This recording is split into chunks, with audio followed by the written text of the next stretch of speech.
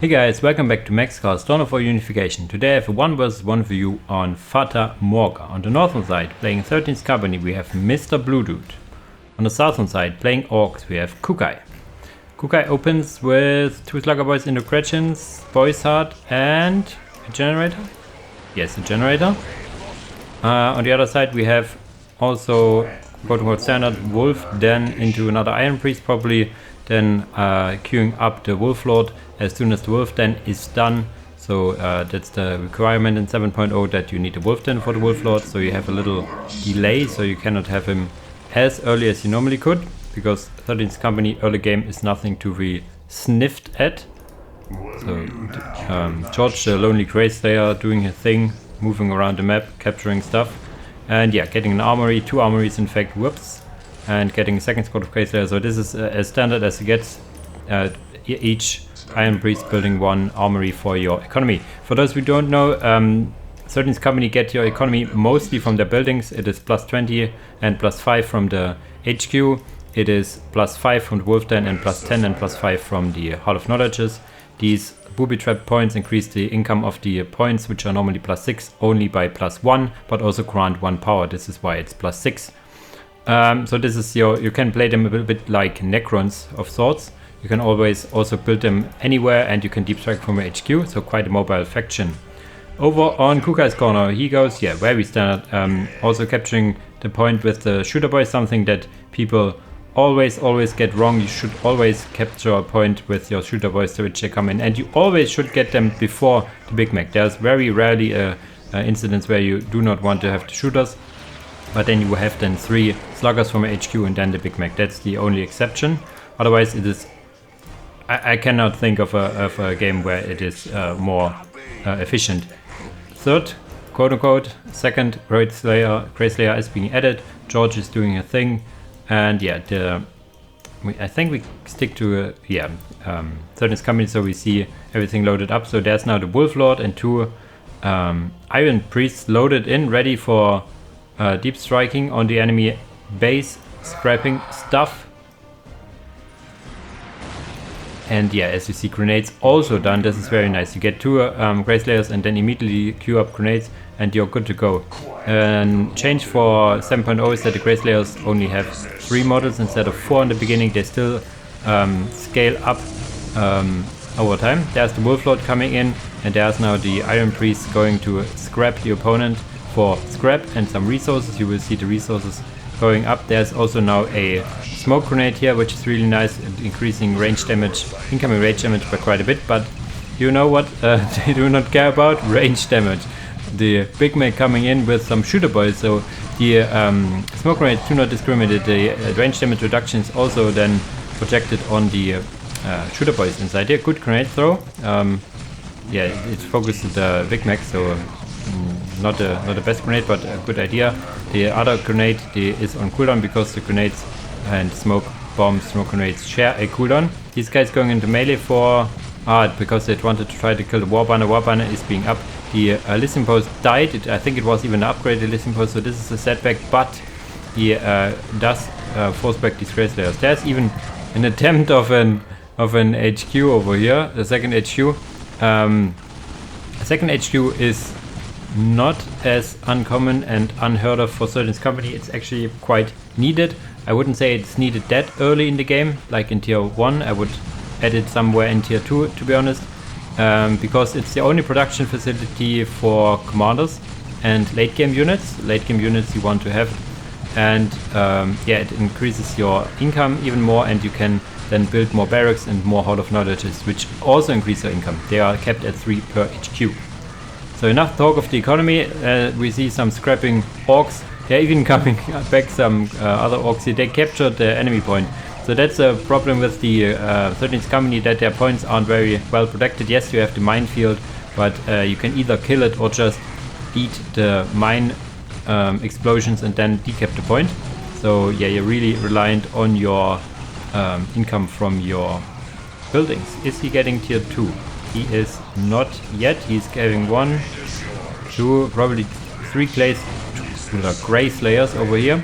I see that he has 5 squads. Is this George? No, George needs to be seems to be somewhere else. Or is it even all 4 Grey Slayers over here? Oh, it's someone more being built as well. So there's a whole lot of Grey Slayers, and there's even now the listing post built here. He could, even if he has the resources, upgraded to add more Daka to the point of view. He's adding a war banner into the enemy base here, but that's kind of what you can do against and with 13th Company. You end up in base stage scenarios more often than not. There's another squad of Grey Slayers coming in, the smoke grenades playing dividends, a lot of smoke grenades and normal grenades you see here, a lot of dead greenskins, but being reinforced left, right and center, and melee being forced on these Grey Slayers as well. So this is quite a slug. Look at all the bodies left, right and center, a lot of greenskin bodies I have to say, but also a lot of Grey Slayers. They aren't super expensive, but yeah, they are not high in number, so anything you take down also takes down quite a significant portion of the enemy damage output, that is. And no time to decap this point over here for now. This is a special banner, not sure. Yeah, so the Big Mac standing here, and yeah, the shooter boys shooting good.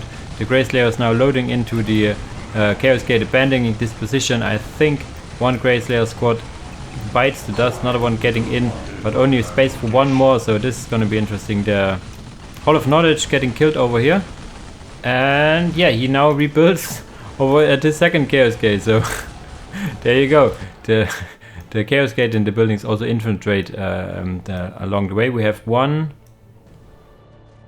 two war banners for now. Probably goes for heavy boy armor, or should at least, if he hasn't already. That's coming in now.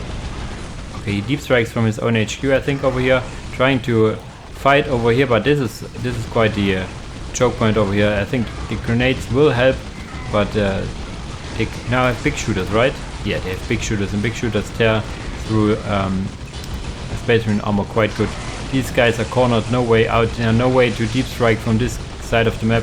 No building in the vicinity, because the buildings of the 13th Company project some health regeneration aura. You see the income is still plus 100, plus 30, because he has all the buildings around the map, which Kykuy probably does not know. The Wolf Lord being forced teleported in once again. He should actually go tier 2 in the Chaos Gate that is hidden, not this one, if he goes tier 2 at some point. More Grey Slayers. I mean, he could, yeah, deep strike his Iron Priests. Iron Priests are not bad in combat as well. You can use them as range support, or you can use them to break this position. I think the delay is about 5 to 10 seconds to come over here. Now popping the smoke grenades very nicely against Orks, to be honest.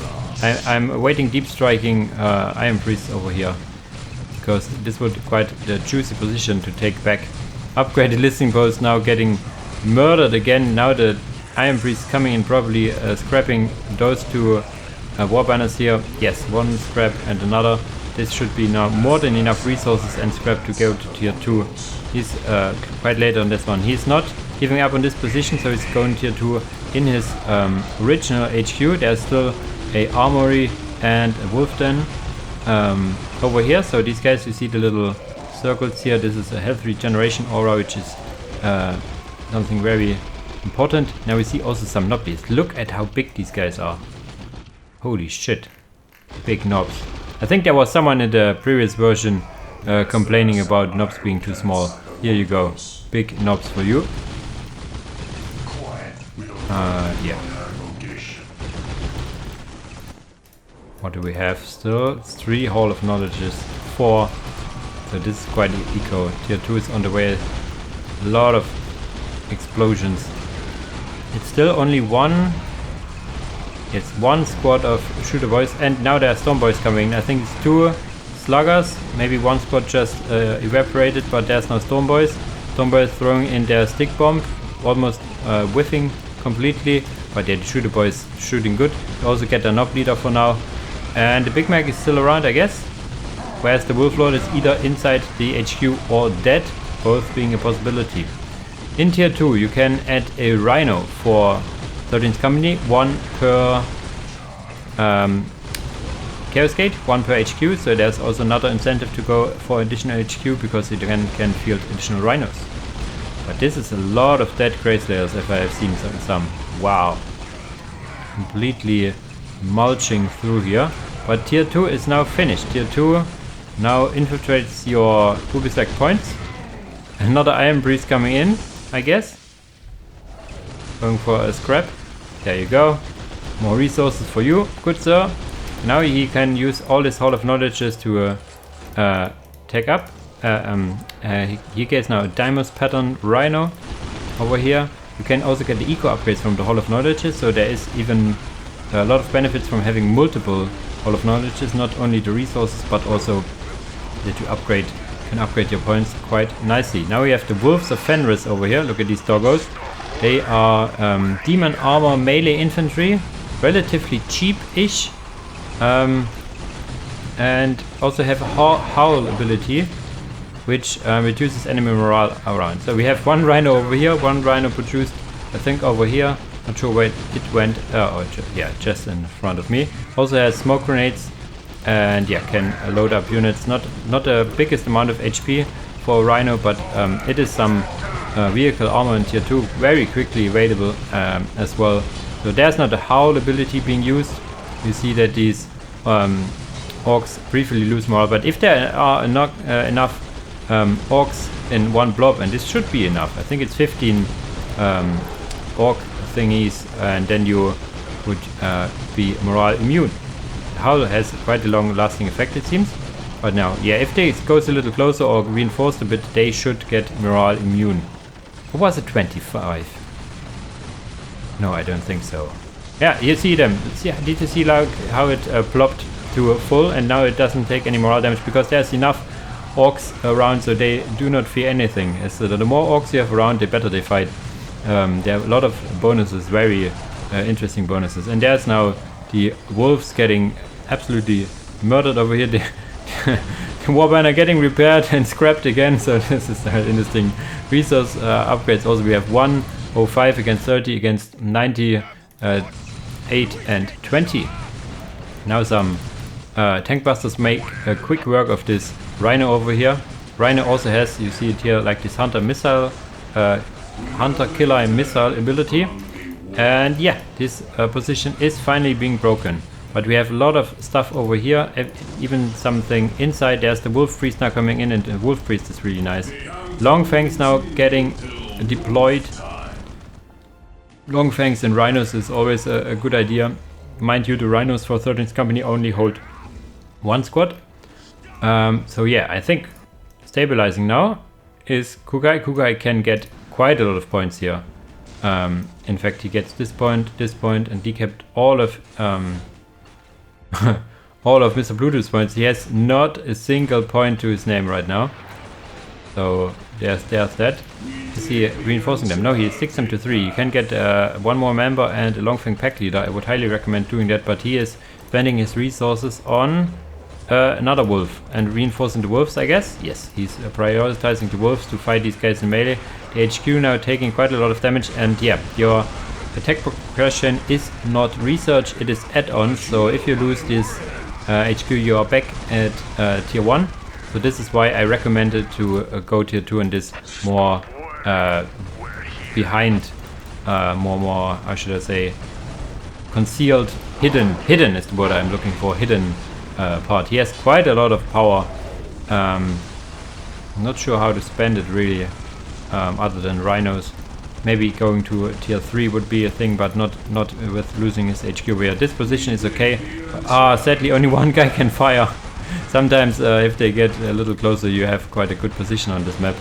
Now even again getting the listening posts up here, war banners and another listening post. So Kykuy taking over the map. We should see, yes, his eco being quite high, and now MrBlueDude does what he really needs to do, is decapping or base trading, trying to base trade, because he cannot face this blob of orcs head on. You see it here, these long fangs getting absolutely mulched by Stormboys. These are even 2 Stormboy squads. Very nice, very nice. The pilot gun will go down before more choppy is being finished. More choppy is very important for your Stormboys because the Nob leaders then get power claws, decapping this point as well. The Grey Slayer, Iron Priest can decap, so that's that. And now going in for the eco. I would Oh, does he is he prioritizing the production? Interesting.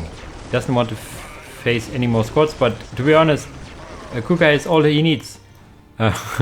More Grey Slayers being produced. Yeah, the biggest issue is that he's now tier 1 again. He would have needed their tier 2 in this position to then he's trying to base straight into HQ. In this position to then even being able to get to tier 3, and in tier 3 get Terminators and all the good stuff. Because it's quite, I don't want to say easy, but it's quite straightforward to go to tier 3 with the Certain Company if you have an HQ that is unscathed. Now, one squad, 2 squads of Stormboys coming in, going into melee against these wolves. The wolves using the howl ability, which is okay-ish as long as there aren't a lot of orcs in the vicinity. We select one, we will see they are morale immune. There is quite the mob bonus, orc mob bonus it is called. Another, that howl did not affect, yeah, that's because of the orc mob bonus. They are morale immune. So there are a pile of guns and boys are produced on the other side. So you can not damage the morale of orcs that have, yes, orcs immune, Kykuy says it. Now there's the Wolf Priest ability, which affects all units around it with his demoralizing shout. There's the Kykuy even tells him. Demoralizing shout for this guy is AoE. He also starts with this crocious, or what is it called, this big mace and a plasma pistol. So the commanders for 13th Company already start with quite the loadout. And yeah, this is like the last fight because there are some tank busters over here trying to kill the enemy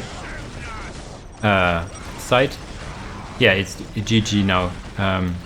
Trying to kill the Wartrack with the wolves, but was not able to. This was quite the slug. A lot of how should I say, float from Kykuy, but I think this game was won before he did float quite a lot because yeah, the moment this HQ tier 2 HQ getting down, I think the game was over. He has had quite a lot of economy. We cannot see it anymore, but he had quite a big economy over here, which would have been nice if he also would have gotten the HQ tier 2 and even tier 3 over here. Tier 3 doesn't take as long as it did in the previous version, so he might have been able to field some terminals. But then again, this is a lot of orcs. This is a lot of green boys. So not sure if he would have been able to. Very good early aggression from Kykuy and not giving up on this position, which was, I think, key. He lost, I think, almost all here and then rebuilt over and over again. We all remember the fight over here. This was quite a fight here. Yeah, the downside of 13th Company is that they do not fare well in defending. They are very good aggressive, but defending is not a strong suit. Yes, they have a turret, but yeah, they do not have like LPs to have a backbone of shooty stuff. Enough talk from me. As the usual, guys, thanks for watching and see you in the next video. Bye bye.